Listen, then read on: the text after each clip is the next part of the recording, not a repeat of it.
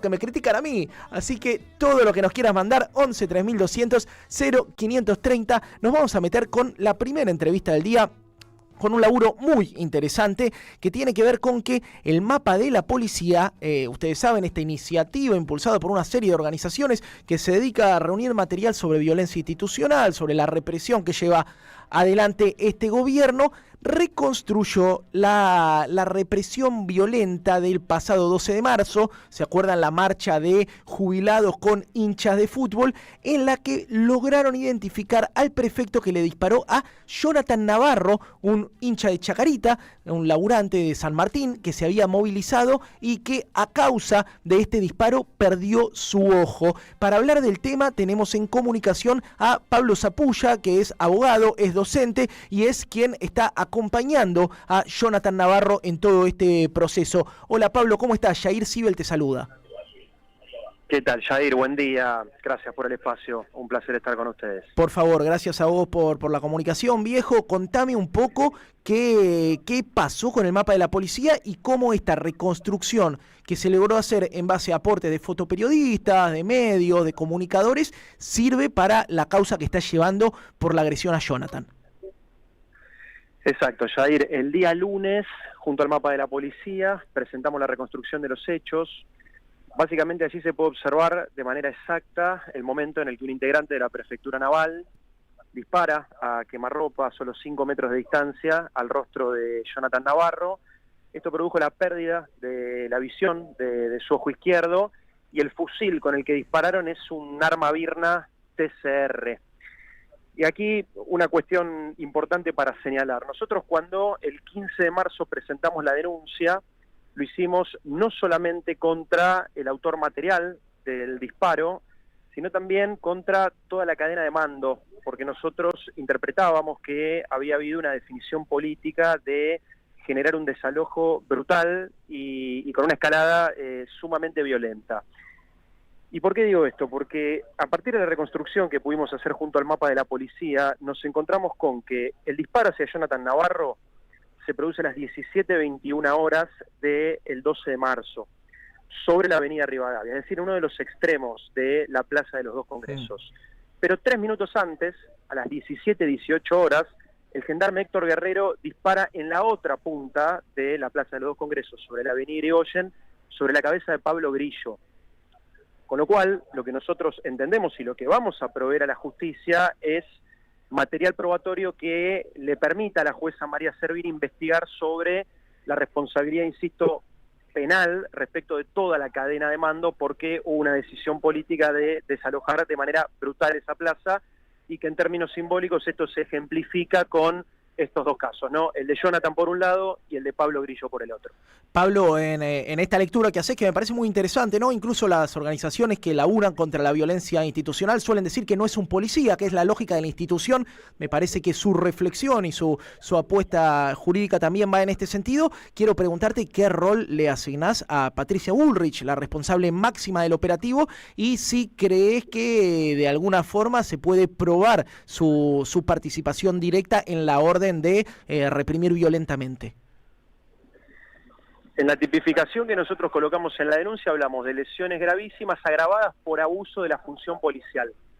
Y este abuso de la función policial, si logramos corroborar que se plasmó a través de una definición política, toda la cadena de mando, como te decía hace un ratito, va a tener una responsabilidad en este sentido. Y acá hay otro agravante que nosotros vamos a elevar a la justicia una vez que termine la feria y reanuden sus funciones a partir de la próxima semana, Jair. Estuvimos investigando el manual de uso de este fusil Birna TCR y lo cierto es que en su página 4 especifica que si un proyectil de este fusil es disparado a corta distancia y sobre la cabeza de la persona que reciba el disparo, esto puede ocasionar la muerte. Con lo cual, nosotros en un principio habíamos denunciado por lesiones gravísimas, pero existe la posibilidad de que exista una recalificación legal y que saltemos a la tentativa de homicidio agravada por abuso en la función pública. Esto trae aparejado escalas de 10 a 15 años, y si la decisión política de la ministra es la causa principal que provocó la ejecución de cada uno de estos actos, su responsabilidad podría encuadrarse en el marco de esta figura.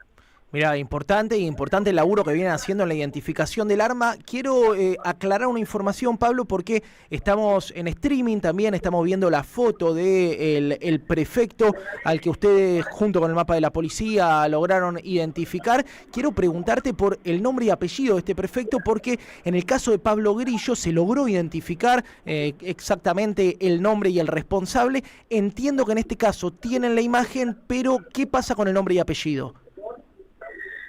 No lo tenemos el nombre y apellido, viene de manera muy positiva a colación la pregunta porque es lo que nosotros le estamos solicitando, como decías al principio, a fotoreporteros, a ciudadanos que hayan estado presentes el 12 de marzo, que nos proporcionen toda aquella información que entiendan prudente para que podamos identificar el nombre.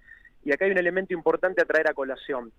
Nosotros desde el 27 de marzo, desde el 27 de junio le estamos solicitando a la Prefectura Naval Argentina que nos envíe información con los legajos de cada uno de los 13 prefectos que portaron Birna TCR esa tarde. ¿Y por qué queremos los legajos? Porque en los legajos se supone que va a estar su fotorretrato y con ese material probatorio nosotros podríamos hacer un cruce que nos permita unificar la información y identificar de esa manera el nombre y apellido del prefecto. Ya con este material probatorio del mapa de la policía, la imagen y el nombre y apellido, la justicia tendría a su disposición todo el material probatorio que los habilite, en primer lugar, a imputar a este prefecto. En segunda instancia, a citarlo a indagatoria, como está sucediendo con el cabo Guerrero en el marco de la causa de Pablo Grillo. Y en tercera instancia, dentro de esa declaración indagatoria, bueno, avanzar en el eventual procesamiento, ¿no? Sí, esperemos que la justicia avance, confiamos en su laburo también, que están acompañando a Jonathan, porque esperar una investigación interna de las propias Fuerzas Armadas, la verdad es que el caso de Pablo Grillo muestra que parece ser inútil porque hay una defensa corporativa, ¿no es cierto?, de este modo de proceder. Quiero preguntarte, Pablo, ¿cómo está Jonathan? Lo vi en uno de los videos en donde cuenta el laburo del mapa de la policía, se lo ve íntegro, se lo ve firme, contando lo que sucedió. ¿Qué me podés contar de él, de cómo está y de cómo afronta este proceso? Jonathan ahora está mejor. La realidad es que cuando él recibe el disparo atravesó una conmoción muy profunda, estuvo muy deprimido, y lo cierto es que él tuvo la posibilidad en ese momento de salir en muchos medios de comunicación y tomó la decisión de no hacerlo porque no estaba preparado psicológicamente. Con lo cual, nuestro agradecimiento con el mapa de la policía es muy profundo en términos de que a partir de esta reconstrucción, Jonathan volvió a tener una segunda oportunidad de contar su verdad y poder salir del lugar de víctima. Jair, esto es importante porque, bueno, a mí me toca hablar con Jonathan todos los días, pero verlo en los medios de comunicación con la paz que pudo comunicar su verdad para sanar esta difícil situación que hoy está atravesando ha sido muy importante. Pero bueno, lo cierto es que la visión de su ojo izquierdo no la ha recuperado hasta el momento, no hay ninguna certeza de que eso vaya a poder ocurrir, y después ocurre en dimensiones más, en el orden más cotidiano de su vida, pero él es hincha fanático de Chaca y no pudo volver a ir a la cancha. Total. Y bueno, estas cuestiones son difíciles de abordar, pero que, bueno, anclan en su corazón y está. Esto así es. Pablo, te quiero agradecer, no sin antes llevarte a una última pregunta que tiene que ver con cómo lees esta práctica de disparar a los ojos. Nosotros vimos un presente muy triste en el hermano país de Chile, ¿no?, durante las protestas del 2019, que era una práctica sistemática de dispararle a los ojos a los manifestantes. Digo, incluso yo como periodista que me empiezo, que cubro las movilizaciones, ya hay compañeros que te dicen: viejo, ponete escafandra, ponete antiparras, cuídate los ojos. Lo vimos en el Jujuy de Gerardo Morales y ahora con el caso de Jonathan empieza a llegar a la ciudad de Buenos Aires. ¿Cómo lo evalúas? Si te parece algo fortuito o si crees que hay algún tipo de bajada de línea de disciplinamiento a dispararle especialmente a los globos oculares a quienes se manifiesten.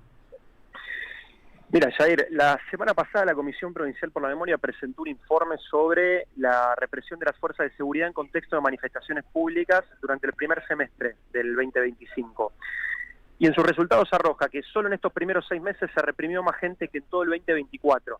1.251 personas contra 1.215 respectivamente. Mira. Nosotros para la causa hemos estudiado cada uno de los estándares y las normativas aplicables para el uso de la fuerza. Y te lo trato de decir de la manera más resumida posible, pero palabras más, palabras menos, tanto estas normativas internacionales como las que propiamente dictaminó a través de resoluciones el gobierno de Javier Milei, a través de su ministra de Seguridad Patricia Bullrich, todos ellos coinciden en 4 principios. El primero es el de legalidad. Dentro de la ley todo, fuera de la ley nada. Y ahora vamos a ver con el resto de los 3 principios que no hay un respeto a la legalidad, porque el segundo es el de proporcionalidad. Es decir, la fuerza que emplee, en este caso el prefecto, tiene que guardar una proporción con la amenaza enfrentada. Jonathan fue con las llaves, la sube y el celular. No había ninguna proporcionalidad entre la respuesta efectuada y la amenaza que enfrentaba el prefecto. El tercero es el de gradualidad. La fuerza tiene que aplicarse de manera escalonada. La primera reacción ante la orden de desalojo del prefecto fue dispararle a los ojos a 5 metros de distancia. Y el último es el de excepcionalidad. La fuerza debe enfrentarse de manera excepcional con uso de armas y sobre la base de estos 3 principios que te mencionaba antes. Para no hacer ideología con esto y ceñirnos estrictamente en lo normativo, que en definitiva es lo que nosotros tenemos que plasmar en el expediente, y para volver a tu pregunta, al no haberse respetado estos 4 principios, no tengo ninguna duda que la decisión política de disparar a los ojos es algo que están instrumentando las fuerzas de seguridad hoy en la Argentina. Pablo, muchísimas gracias por este contacto, felicitaciones por el laburo que están haciendo. Y otro día te vamos a llamar por la denuncia que le metieron a las plataformas tipo Instagram, Meta, que es un tema que me apasiona. Así que bueno, también cuenten con el espacio para seguir el caso de Jonathan, y cuando podamos también hablamos de la denuncia a las plataformas.